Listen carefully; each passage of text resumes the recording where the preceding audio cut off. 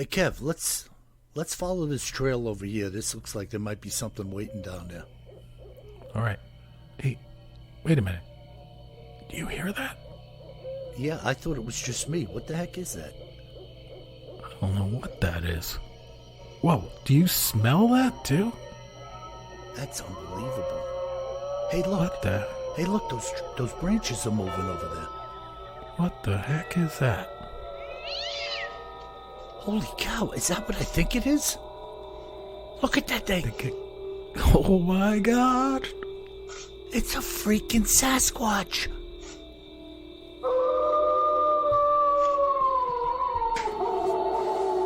Welcome to the Bigfoot Terror in the Woods Sightings and Encounters podcast. My name is W.J. Sheehan, author of the series Bigfoot Terror in the Woods Sightings and Encounters. 10 volumes available in paperback, ebook, Kindle, and audiobook at Audible, iTunes, and Amazon as well. So please, folks, have at it. Get yourself a couple of copies. I'm working on getting volume 11 wrapped up soon, and that'll be out, and then we'll begin the audiobook. And by the way, before I bring my brother in, this month, Saturday, the 20th of January, I'm going to be on Coast to Coast again, which you know or may not know airs out of California, and myself and Richard Surratt are going to have another little go-round on the Hairy Man. So tune into that if you get a chance, all right? And now, may I introduce you to my brother and co-host, KJ Sheehan. Kev, how are you? I'm doing great, Bill. How about you? Marvelous, marvelous. A little chilly here today, but the sun was shining, and it was nice to see it again. Definitely chilly here as well, but the sun was out. I didn't get out much. It was a real busy day at work today. Okay, well, that's the way it goes, right? You need those sometimes.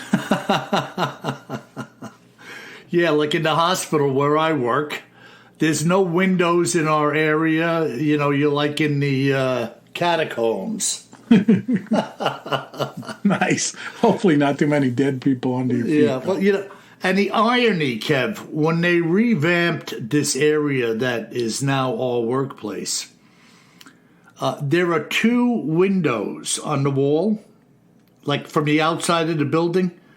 They covered both of them up on the inside remodeling. Well, you know. Like, who needs windows, right? Hey. So They have like some cheesy artwork hanging up where the windows were? Or? No, they just have some cheesy paint that costs like $0.05 a gallon. Yeah. Yeah, it's not exactly exciting. But oh, boy. It's home. Easy to concentrate. No distractions. Oh, my God. At least from outside the room. Yeah, you can thank the state for that. I think my friend said the other day, I was talking to him about painting my kitchen. And I was thinking of a shade of green and this and that. And then he says, yeah, how about mental institution green or whatever he called it? And I was like, what? And he explained it to me. And he said, yeah, that's like a standard puke green color that they used in all the psychiatric wards and different types of institutions. Nice. That's something to aim for in your decor. Yeah, I'm going to go into Benjamin Moore and say, hey, you got any mental institution green? Oh, yeah, we got a special on it. Yeah. I got 5 gallons for $1. I got to get rid of Buy it. a half gallon, get a half gallon free. It's in the same can. Yeah, buy a gallon and get a free straitjacket. Oh, my God. Well, what do we have, Kevin? Our cryptids in the news and other oddities segment today. Well, this week, Bill, we are going to get the creep on. Oh, I love the creep. Last week we were with the hairy man. This week I'm going with the creep. Creeps are okay as long as they don't live next door to you. Well, yeah. Speaking of living next door, you wouldn't want to live next door to this place. So, Okay. this place is informally known as the Dead Children's Playground. Oh, isn't that nice? Yeah, nice, pleasant story. Yeah. Oh, my God. The formal name of it is Maple Hill Cemetery. Much nicer. And it's located in Huntsville, Alabama. Oh, good old Huntsville. Aerospace City. Exactly. Rocket City, right? Rocket City. And that cemetery in Alabama is home to a record 80,000 graves. Wow. And it's in a massive 100,000-acre space. So, huge place. Wow. And it's pretty old. It was given the name, I think, around 1901. So, been around for more than 100 years with that name. Mm-hmm. And it's got people buried there from, the estimated 187 unnamed Confederate soldiers and local families that were knowingly laid to rest during the Civil War. And then Huntsville was ravaged by the Spanish flu pandemic in 1918. Okay. So, there's no way to really know how many folks died there and how many children died in the Spanish flu epidemic, but it was absolutely tragic. I think it's tens of thousands of kids. Yeah, and 1918 was a bad year, man, in regards to that. Really bad year. I think that's the year that the children at Fatima, 2 of them had succumbed to the epidemic. Okay. Or pandemic. Yeah.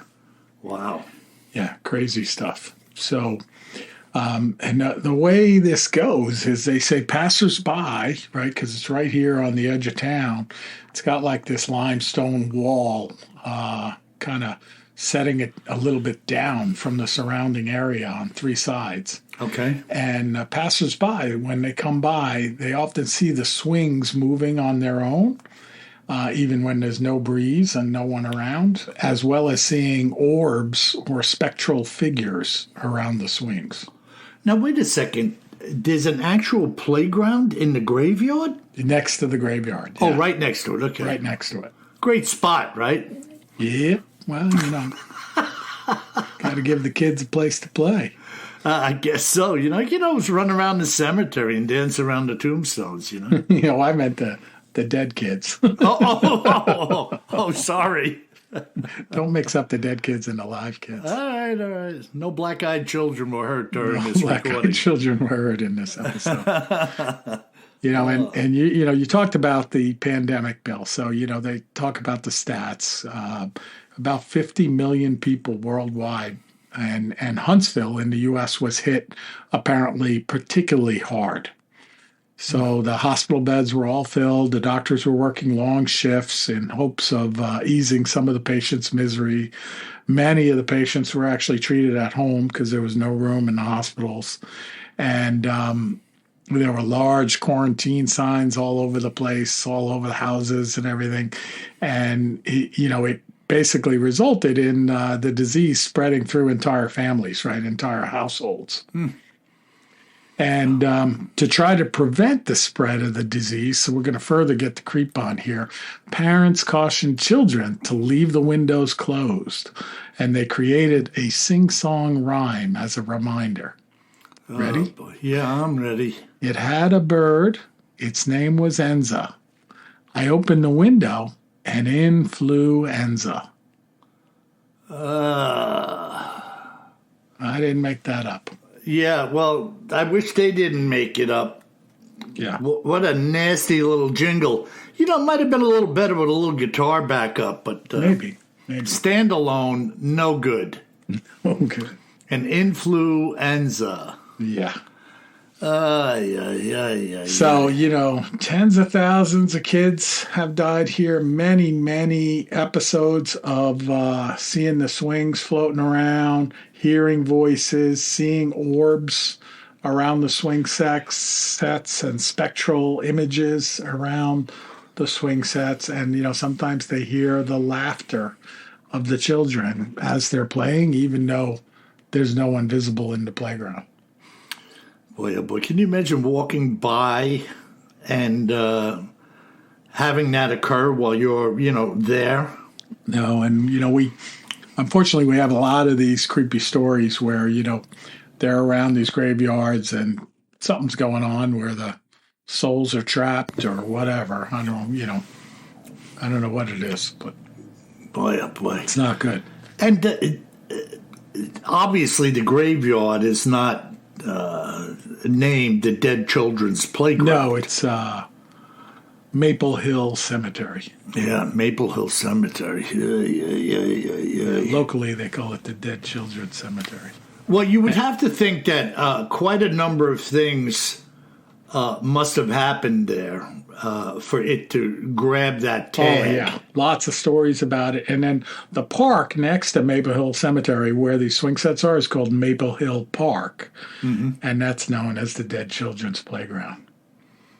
Yeah. Beautiful, huh?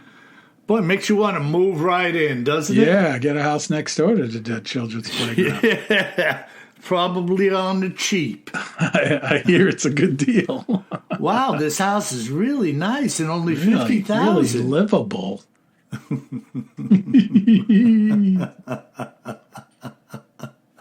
Yeah, what a freaking bizarre thing, man. I told you we were going to get the creep on. What do you got for us today, Bill? Well, I told you before this podcast, Kev, earlier that I had been kind of avoiding this one. It's one of the most fantastic accounts that I've ever taken.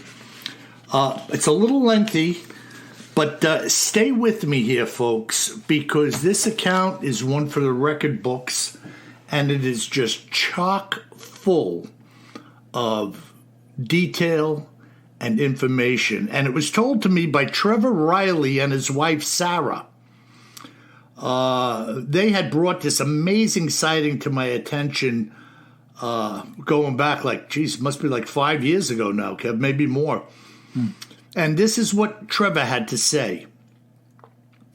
Although I swore never to speak of exactly where we were when this took place, I am free to tell you that we were in Idaho. My wife and I had a favorite little picnic area that we frequented at the time. It was a little getaway where we could drive in, cook up some dogs and burgers, and walk around a little in the woods, enjoying nature and each other's company. On one of these outings, I had my old boombox sitting on the tailgate of the truck, as we usually did, and we were playing some old David Bowie, or Ziggy Stardust to be more exact. As the music was playing and we were eating, a fellow came walking by and said, "I love your music, guys." My wife asked, "Are you a Bowie fan?" To which he said, "I am the biggest Bowie fan alive." So we invited him over for a beer and a hot dog. His name was Charlie, and we soon found out that he was retired from the railroad and living out here on a pension.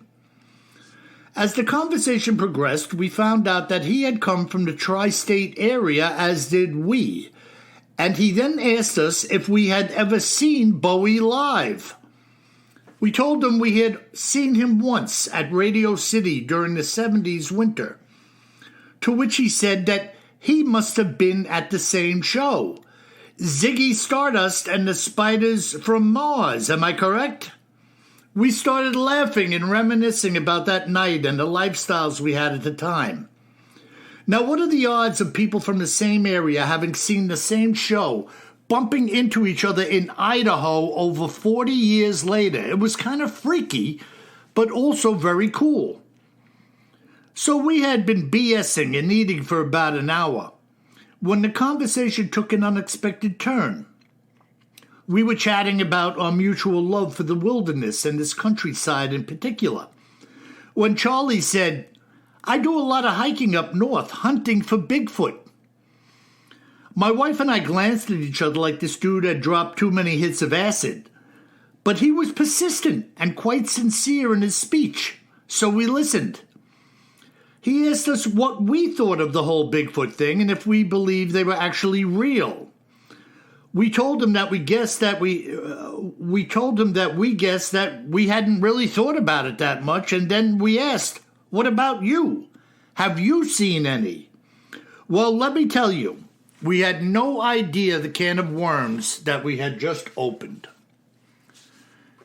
He pulled out his iPod and started showing us pictures and even some live video that he had taken. It was incredible. Again, I cannot emphasize enough the dude's sincerity and forthrightness about this whole deal.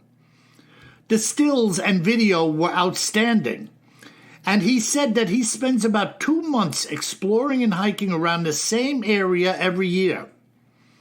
He had learned to look for the signs of their habitations, coming to the understanding of how they live and what they do, and that he had reached a point where he felt that they knew him and were okay with him being around. Now, I know that you and most people immediately take the jump that the photos and everything else today are staged and or manipulated on the computer, as did we. But we asked him if he sees them on a regular basis, and he answered emphatically, absolutely. He then asked if we would like to come by his place at some point in time so that he could show us some really cool stuff he had found. Now, don't get me wrong, we were not afraid of this guy. He seemed very down-to-earth and normal. But this whole affair about Bigfoot and the pictures that came with it was a little more than strange. At any rate, we exchanged numbers, saying it was nice to meet you and all that jazz, and then we wrapped up the afternoon's barbecue.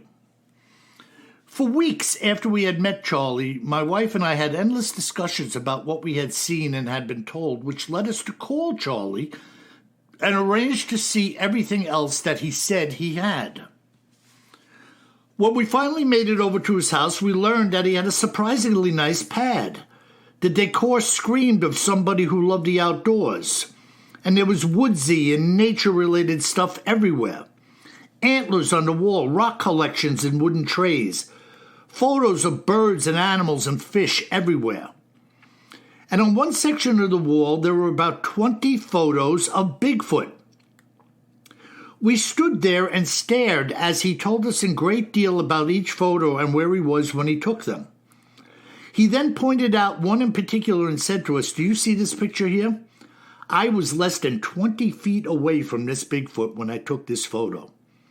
We stood that close to each other for over 10 minutes before it walked away. He then offered us something to drink and eat and told us to hang for a minute because he had some other things he wanted to show us. He stepped into another room and returned with a sturdy old milk bottle crate.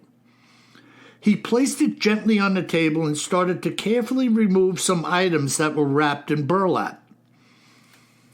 As he began to unwrap them, he placed them around on the tabletop, and we could see that they were plaster casts of footprints. He went on to tell us that these casts had been gathered from many of his favorite locations. He showed us the first one he had ever found, cradling it in his arms like it was his baby. And then he went on. We found out that he no longer makes casts, telling us that if he kept making them, he'd have no place to live. That's how many footprints he comes across.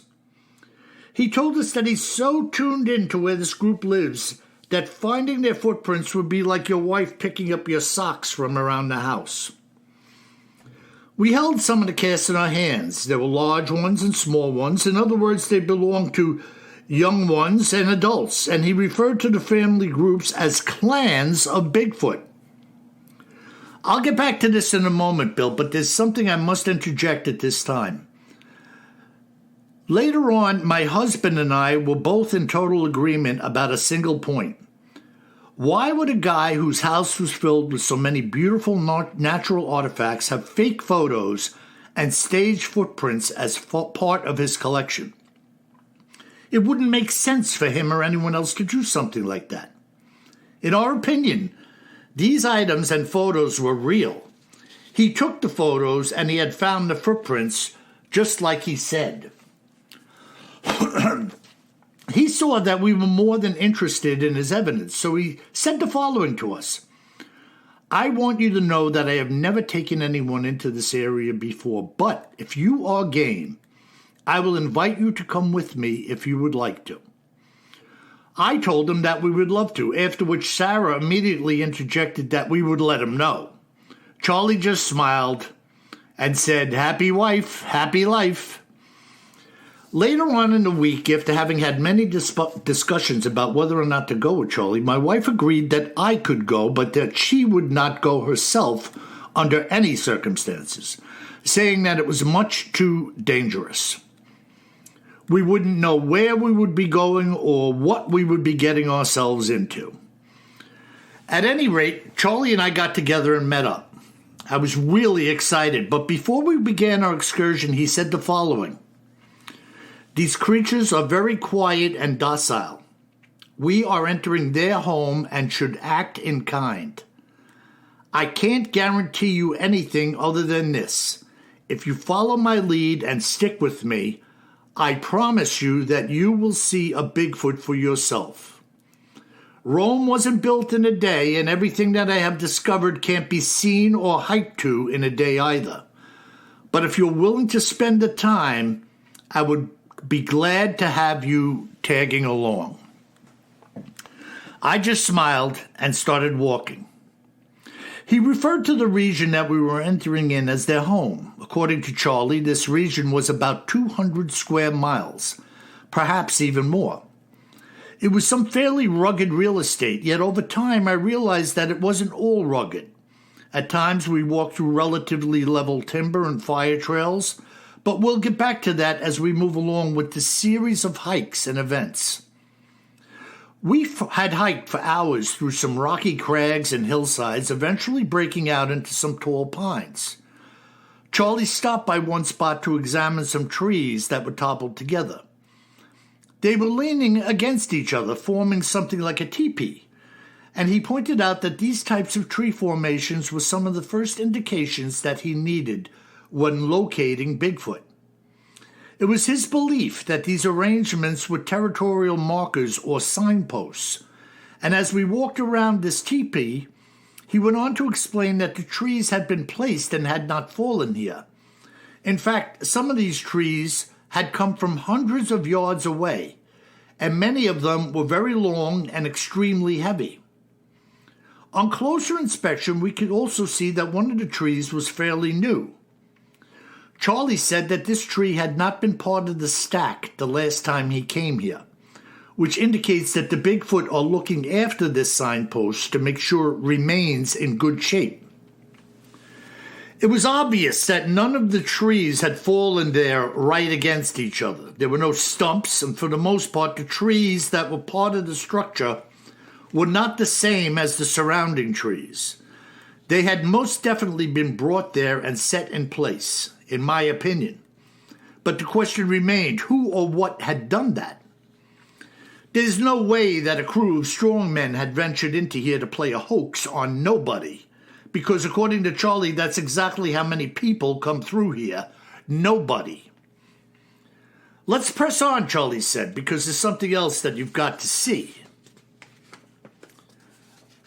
Pardon me a second, my two pages are stuck together here. We hiked for about another 45 minutes and came upon an old shack that had almost completely collapsed in on itself over time.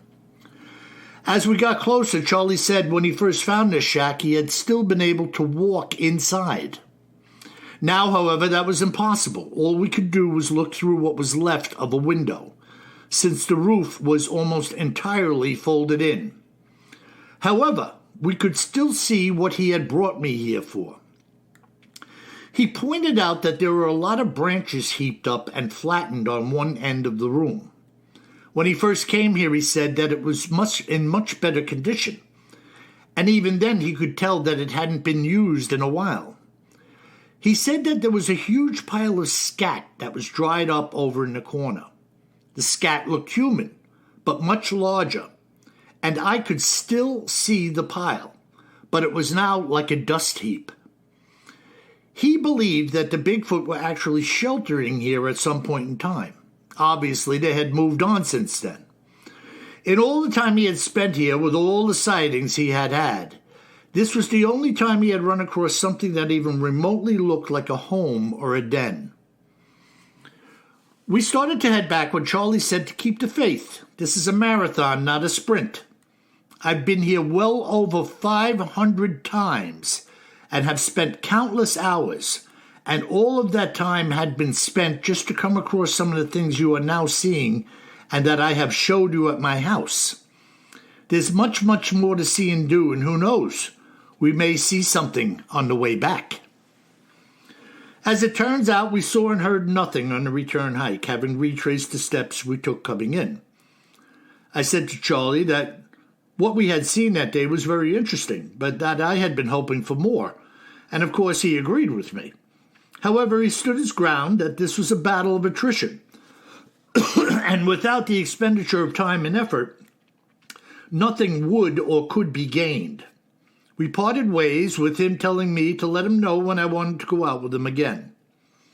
That night, my wife pretended to be amazed when I told her what we had seen and done. However, the reality was that she was unimpressed, that Charlie and I had not encountered a Bigfoot. I contacted Charlie about a month later, and we went back on the trail once again. We hiked right back into the same zone we had been in the last time, so I knew he was really committed to this area. Today, we were going to detour into what he called the choke point. As we were hiking, we began to enter into a point where we were above a miniature canyon. There were two steep hillsides flanking each other, and the hillsides formed what I will describe as an entrance and an exit.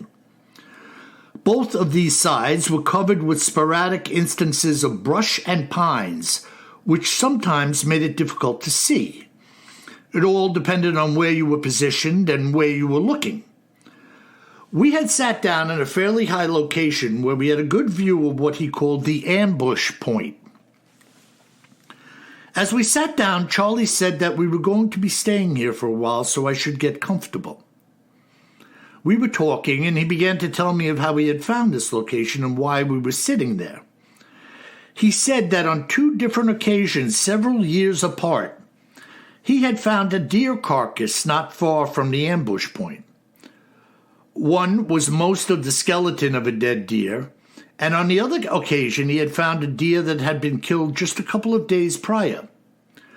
Charlie noticed that one of the front legs of the skeleton had been snapped in half, and when he had found a second deer several years later, he could see that not only was its leg broke, but that its head had been twisted around. Both carcasses had been found in the same area close to this ambush point.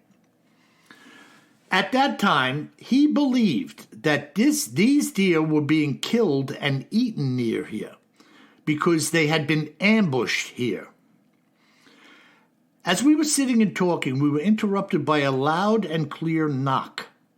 There was no doubt about it. This was wood on wood and clear as day to our ears. One clean knock with nothing else following it.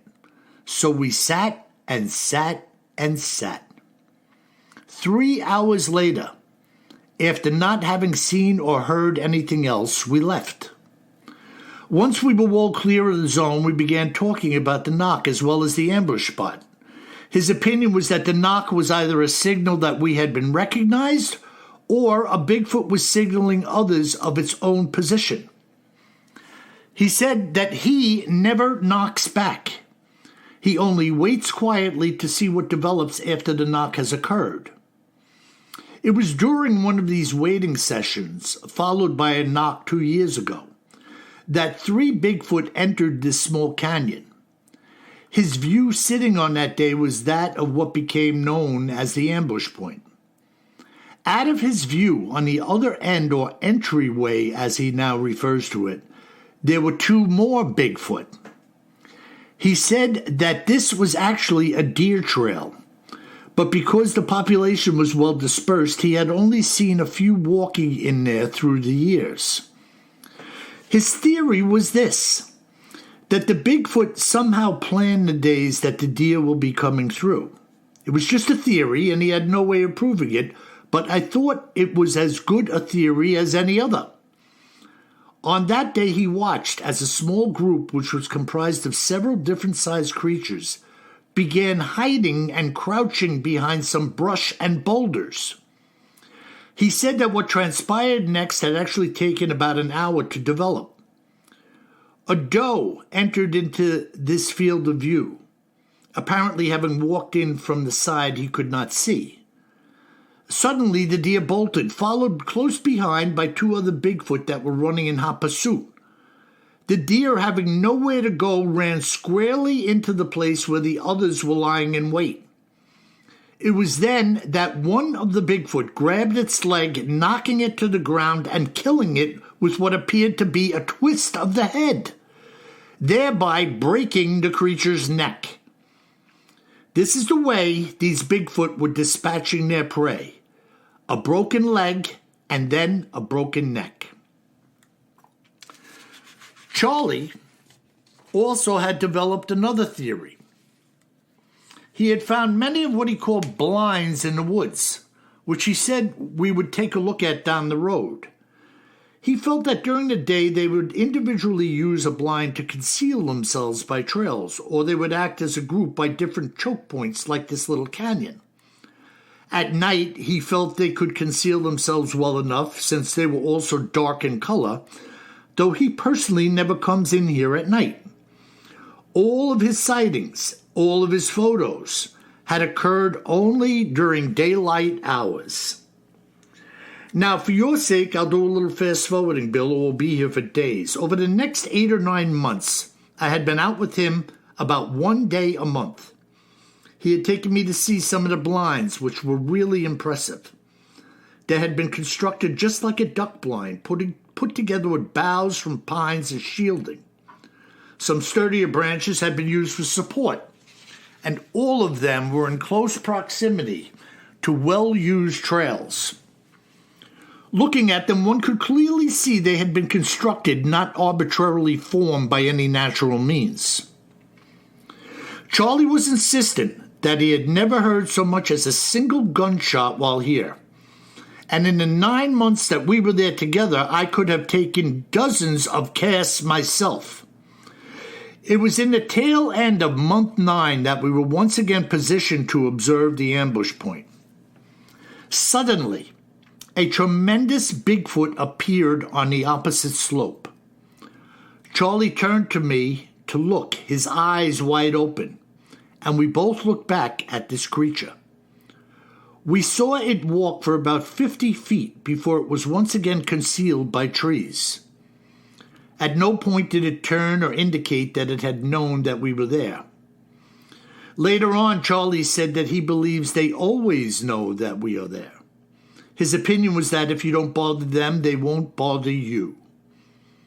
He called this Bigfoot Big Daddy. He said it was the largest of the clan. When I tell you that this thing was enormous, the available verbiage is not adequate. It had to have been 12 feet tall, and the proportions of its body were like nothing that you can imagine. The utter thickness of its frame was incredible. If you've ever seen a movie of a large grizzly standing on its hind legs to look around in a field, this thing would have made that grizzly look like it was Junior.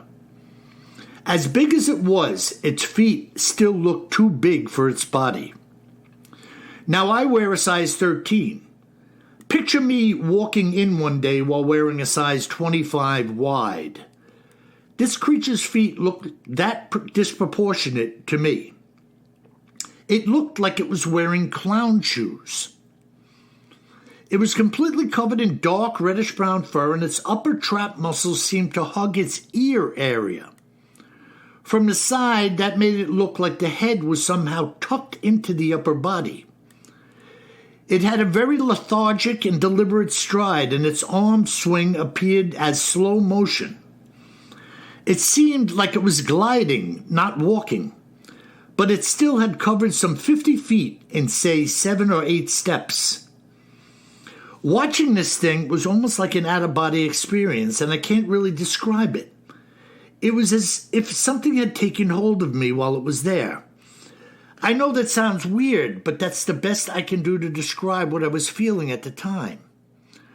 After it passed, Charlie clenched his fist while mouthing, "Yes." That afternoon, Charlie came home with me. He wanted to be there to see my wife's reaction when I told her what had happened. Up to this point in time, she had been very standoffish about this whole affair. Well, when she saw us come in together, her immediate reaction was curiosity and wonderment. She was so happy for me, knowing in her heart that this had become a big deal for me personally, as I had now become the newest member of the Bigfoot Sighting Club. It was absolutely incredible. Talk about chock full, Kev, huh? Big Daddy. Big Daddy. It's a good name for a 12-foot Bigfoot. Yeah, you don't call me Big Daddy, I'll pound you into the dirt. Wow. And that was in Idaho, huh? Idaho. Yeah. Yeah, man, I'm telling you. Tree structures, ambush points, blinds in the woods. The blinds, that's wild. I hadn't heard of that before. Well, you think of a blind, really all you're creating is a shield. Oh, yeah. You just a bunch of boughs tied together or lashed together or interwoven, leaning against something else, and you just sit behind it and watch. Oh, yeah, no doubt about it. But it's interesting, man, and more footprints than he could keep casting. Which once again brings me back to my friend Dave, the logger, who said that, they're finding footprints around their logging sites. All the time, yeah. How many castings are you going to take, for God's sake? You know what I mean? Now, that makes perfect sense. Once you're seeing them all the time, right? Yeah, it makes no sense. So here's another 15. Here's another size 20. Here's another 18. Here's another, oh, this one's good. This one's better, So, very interesting, and this guy was obviously committed. But, if you've seen something, say something. And this guy was willing to talk. And it all started around David Bowie being played in a boombox on the tailgate of a pickup truck. Ziggy, Stardust, and Bigfoot. Yeah. Ziggy play guitar. Awesome. Love that account. Yeah, very interesting, and so it goes. And by the way, folks, if you've seen something, say something. And don't send me a message and then ask me to call and not answer the phone or don't return my call. I mean, if you want to talk, I'm the guy to talk to. You could go to our website, BigfootTerrorInTheWoods.com, hit the contact button, leave a little data, and I will be in touch with you. Right, Kev? Oh, yeah. And speaking of leaving a little data, it's time for listener mail. Excelente. So our first email comes in from Heather D. And Heather writes, "Hey, WJ and KJ. This has been on my mind for years. And since listening to your podcast, I've gone back and forth about what it could have been. It's short, but it's bothered me for some time. While traveling to pick up family at the airport in Calgary, Alberta, we stopped on our way back to British Columbia. It was a sort of pull-off on the road, but much bigger. You could have parked 2 semi-trucks on it. We'd been driving for a couple of hours and just needed a break, so we pulled off the road to stretch our legs and have something to drink and have a snack. The 4 of us got out of the truck and walked around the area. The area itself was cleared of trees, but was surrounded by tall brush shaped in a semicircle. I would say we were about 15 feet from the start of the brush line, and one of us had a stick and some rocks and was using the stick like a bat and hitting the rocks into the bushes, when all of a sudden I heard a deep growling come from the bush. Uh-oh. I've never moved so fast in my life. I was inside that truck before anyone else. I'm fully aware that I'm a total chicken, but that scared the living crap out of me. That growl was so deep and so unexpected, but no one else seemed to be bothered by it. The logical side of me says maybe it was a bear, but we would have heard it moving around in there. And there's no way a fox or a coyote could have made that noise, so I'm out of logical explanations. Well, that's my story. Thanks for reading it. Heather. Kind of weird, Kev. Huh? Just swatting some rocks into the woods and I could see get a that. response. You're bored, Start smacking some little batting practice. Yeah. But, A big growl coming from in there. Could have been a bear, but I understand her suspicion and wondering what it was. Yeah, and I wonder if one of them accidentally nailed something with the little rock. Yeah, well, it sounds that way.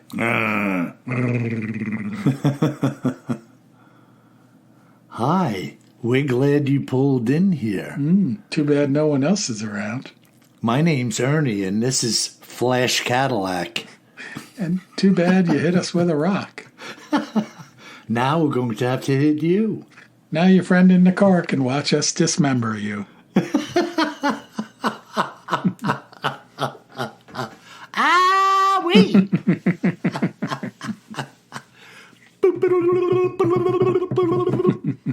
I'm out of here. Yeehaw. Yeah. All right, we're going to switch gears a little bit, but this email came in, and I really like it, and it kind of hits back a little bit on the bigger mission here, or the bigger outcome, at least. I can't claim it as a mission. But it comes from Jonathan, and the subject is Life is a Cycle. And the message goes, as we get older, it becomes all too real that our bodies and our minds aren't quite as sharp as they used to be. I was recently diagnosed with spinal stenosis and a few other unmentionables, and I wanted to personally thank you and Kevin for some of the comments you've made during your Christmas special and the change in my mindset on that day. In the change in my mindset on that day, I wanted to also tell you that your program has kept me from thinking certain thoughts that are just unfortunate for this time of my life. Who would have thought that the big hairy man would have an impact on me as I got older? Well, that he's real, and the only way he doesn't exist is if he listens to the government. So I'm enclosing a wish to you both to have a happy new year and Godspeed. This is probably the toughest time in my life, without question. I have now handed over my journey to God Almighty. It's the little things in life that I appreciate the most, including my inability to walk, and some days even deep breaths. Wherever my journey takes me, you need to know you and Bill made some of my unbearable days manageable. Happy New Year, and please be safe, especially if you're feeding a dog man or lending your phone to some black-eyed children. Jonathan. Well, Jonathan, you are now going to be in all of our prayers, and I think you're going to be fine because it sounds like you have a great attitude. But it is true. I was particularly caught by your comment that life is a cycle because, Bill and I were talking about it actually before this call because I got like a pinched nerve in my neck, they think, and it's just not much fun. And it just seems like, I have nothing to complain about, believe me. But, that cycle, you don't realize it when you're at the beginning of the cycle, that it is going to be you at some point going to all these different specialists and, and meeting all these different doctors and things like that. And it's a cycle. And, you need your faith, you need your friends, you need your distractions to get through it. And I am so pleased that, we're able to help you even a little bit in this journey beyond the prayers and hope, but just from the entertainment and some of the messaging. So God bless you, Jonathan. I think you're going to do fine, and we'll stay away from Dogman and definitely not lending our phone to any black-eyed children, no matter how nice they ask. Yeah, we love you, Jonathan, man. We're glad to have you aboard, and Happy New Year and Godspeed to you and yours. That's it. Godspeed, Jonathan. Wow, Kev. Yeah, we're going to end on that, Bill. It's such a powerful note. Thank you, everyone, for listening, and thank you so much for sharing your stories with us. And like my brother said, if you see something, say something. And a Happy New Year to all of our listeners from KJ and myself. And remember one thing, my friends. If you should be hiking through the wilderness in northern Idaho, or anywhere else for that matter, you best remember one thing. Always carry more gun than you think you're going to need. Sleep tight.